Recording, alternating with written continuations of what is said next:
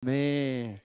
네, 우리 한 목소리로 읽지 않았으면 한 번 더 읽으려 했는데 너무나 감사하게도 이렇게 한 목소리를 읽어줘서 감사합니다. 네, 여러분 방금 읽은 우리 사무엘하 6장 12절에서 15절 말씀을 가지고 우리 함께 따라해 봅시다. 변두리에서 중심으로. 네, 변두리에서 중심으로 한 제목으로 하나님의 말씀 나누기를 원합니다, 여러분. 여러분 주만 나틴 퀴즈를 매일 꾸준히 하고 또 우리 중등부는 중등부 전사님의 말씀을 잘 들은 학생들이라면 이제 이 오늘 본문 앞에 있는 상황들을 대충 어느 정도 이해할 거예요. 오늘 말씀은요, 블레셋이라는 이방 민족에게부터 빼앗겼던 하나님의 궤 또는 언약궤라고도 하고 법궤라고도 하는데 그 궤를 약 20년 만에 되찾은 장면을 그리고 있습니다. 이스라엘 백성들에게 여러분, 블레셋은 어떤 민족일까요? 어떤 민족일까요? 이스라엘 백성이 가나안 땅에 들어온 이후로 블레셋은 끊임없이 이스라엘을 괴롭히던 나라였어요. 사사 시대에는 삼손 알죠? 삼손과 끊임없이 대립했던 민족이 블레셋이었고, 또 우리 사무엘상에서 살펴보았듯이 안악자손, 키가 3m 가까이 되는 누구? 골리앗도 블레셋이었어요. 이처럼 여러분 이스라엘 백성들에게 있어서 블레셋은요, 오래된 적이자 원수였습니다. 그런 철천지 원수였던 블레셋 민족에게 이스라엘 백성은 무엇을 빼앗겼던 거예요? 오늘 본문에 나와 있는 하나님의 궤를 빼앗겼어요. 그렇다면 여러분 하나님의 궤란 무엇일까요? 사진 보여주세요. 하나님의 궤는요 이렇게 생겼습니다. 네, 이렇게 생겼는데 여기 안에 세 가지가 들어있어요. 무엇이 들어있죠? 십계명의 두 돌판, 그리고 광야의 만나, 그리고 아론의 쌍난 지팡이, 이 세 개가 들어있었습니다. 이것을 상징하는 것은 뭐냐면요, 하나님의 임재를 상징해요. 하나님의 임재를 상징해요. 하나님 그 자체를 상징하는 것입니다. 이게 무엇이? 하나님의 궤가. 그 하나님의 임재를 상징하는 그 하나님의 궤가 이스라엘의 오래된 원수 블레셋으로부터 어떻게 됐다? 빼앗겼다. 여러분 이스라엘 백성에게 있어서 얼마나 치욕적인 것일까요? 여러분 우리는요 일제강점기를 경험해 봤죠. 두 번째 사진 보여주세요. 1910년 8월 29일 경술국치. 나라를 빼앗기고 영토를 빼앗기고 주권을 빼앗긴 날입니다. 분노했을까요? 분노하지 않았을까요? 우린 억울하고 분노했겠죠. 또 가깝게는요, 그 다음 사진 보여주세요. 2014년도에 러시아 소치 올림픽에서 김연아는 편파 판정으로 인해서 금메달을 빼앗겼죠.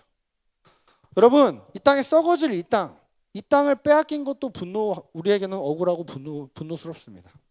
또 인간이 만든 그 금메달을 빼앗긴 것도 굉장히 억울해요.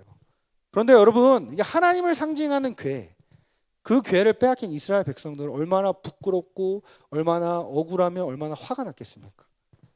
그런데요 그 하나님의 궤를요 몇 년 만에? 20년 만에 되찾게 된 거예요.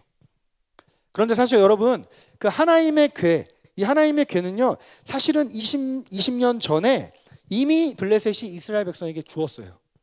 이미 주었는. 그래서 하나님의 궤는 이미 이스라엘 나라 안에 있었습니다.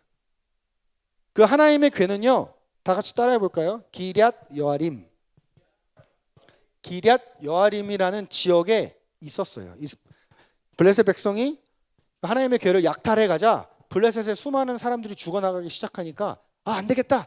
더 이상 우리가 갖고 있을 수 없겠구나 해서 이스라엘 백성에게 돌려줬는데 그 돌려진 하나님의 궤가 이스라엘 진영 안에 있었던 어디? 기럇 여아림이라는 지역에 방치되어 있었다라는 것입니다. 20년 동안 기럇 여아림이라는 곳에 있었던 하나님의 궤가 오늘 본문에 보니까요 다윗이 머물러 있었던 무슨 성? 다윗성. 오늘 다시 말하면 예루살렘 성에 옮겨지는 과정을 담고 있는 본문이 오늘 말씀이라는 거예요. 여러분 기럇 여아림은 어떤 곳일까요? 기럇 여아림은요 당시 기럇 여아림이라는 곳은 이스라엘의 변방에 위치해 있던 지역이었습니다. 변두리에 있었던 지역이었어요. 왜냐하면요 사울 왕이 죽고 다윗이 이스라엘의 새로운 왕으로 등극한 지 얼마 안 된 시점이었기 때문에 아직 온전한 이스라엘이 아니었기 때문에 그렇습니다. 그래서 여러분 기럇 여아림은요 아무도 찾지 않는 지역이었어요. 사람의 관심 밖에 있었던 지역이었습니다. 그런데 사울이 죽고 다윗이 통일 이스라엘의 왕이 되자 그 다윗이 공식적으로 한 첫 번째 일이 무엇이다? 그 이스라엘 변방에 있었던 하나님의 궤를 이스라엘 중심으로 가져오는 일을 한 거예요. 아무도 찾지 않았던 그 지역에 있었던 먼지만 수북히 쌓여갔던 하나님의 궤를 다윗이 왕이 되자마자 가장 먼저 한 일이 뭐다? 예루살렘 성으로 가져온 거다. 변방에 방치되어 있었던 하나님의 궤를 이스라엘의 중심으로 가져왔습니다. 여러분, 그렇게 20년 넘게 찾지 않았던 하나님의 궤가 다윗성으로 들어온 것을 보았던 다윗과 이스라엘 백성은요, 오늘 본문에 보니까 어땠대요? 엄청 기뻤대요. 그래서 여러분, 한 나라의 왕이었던 다윗이 자기 바지가 내려가는 것도 모른 채 기뻐 날뛰었다, 오늘 본문은 이야기합니다. 그런데 여러분, 오늘 본문에 나타나 있지 않지만요, 오늘 다윗보다 더 기뻐하셨던 분이 계세요. 그분이 누구실까요? 하나님이세요. 하나님. 여러분, 하나님의 궤가 이스라엘로 돌아올 때 다윗보다 더 기뻐하셨던 분은요, 바로 하나님 그분이셨어요. 하나님은요, 하나님의 궤가 예루살렘으로 옮겨지는 것 때문에 기뻐하셨던 게 아니라 왕 위에 오르자마자 20년 동안 사람들의 기억 속에서 잊혀졌던 그 하나님을 상징하는 하나님의 궤를 다윗이 기억했기 때문에 하나님께서 기뻐하셨다는 것입니다. 그 다윗의 마음에 하나님은 감동하셨던 거예요. 그래서 하나님께서는요, 나단 선지자를 통해서 다윗에게 축복의 말씀을 주십니다. 그 말씀은요, 우리 사무엘하 7장 9절에 나오는데요. 우리 말씀 준비됐으면 띄워주시고, 사무엘하 7장 함께 읽겠습니다. 시작. 내가 가는 모든 곳에서 내가 너와 함께 있어 내 모든 원수를 내 앞에서 멸하였은즉 땅에서 위대한 자들의 이름같이 내 이름을 위대하게 만들어 주리라. 아멘. 여러분, 사람은 죽으면 무엇을 남긴다 그러죠? 이름을 남긴다 그러죠. 사람에게 최고의 명예는요, 그의 이름이 사람들 기억 속에 기억되는 거예요. 그래서 하나님께서 그 최고의 축복을 주시겠다고 말씀하시는 겁니다. 누구에게? 20년 동안 잊혀졌던 하나님의 궤를 중심으로 이끌어온 누구에게? 다윗 왕에게.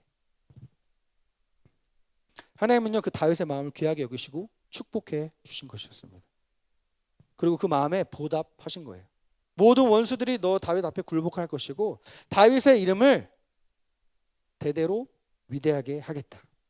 그렇습니다. 여러분, 하나님은요, 하나님을 기억하고 하나님을 가까이 하는 자들을 기뻐하시고 복 주시기를 기뻐하십니다.